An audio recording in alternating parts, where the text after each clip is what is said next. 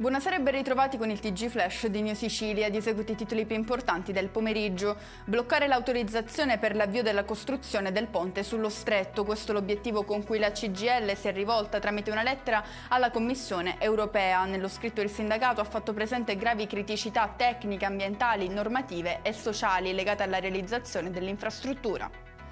Assolto Santo Torrisi, professore dell'Università di Catania, accusato di aver commesso molestie sessuali nei confronti di 7 studentesse. Secondo i giudici ha semplicemente appoggiato i palmi sul seno senza esercitare alcuna pressione particolare e nessuna allusione sessuale. Incidente a Siracusa, coinvolte nell'impatto un'auto del comune a disposizione del primo cittadino e un camion. Ad aver avuto la peggio è stato l'autista della vettura comunale, poi soccorso dal personale del 118 e trasportato in ospedale.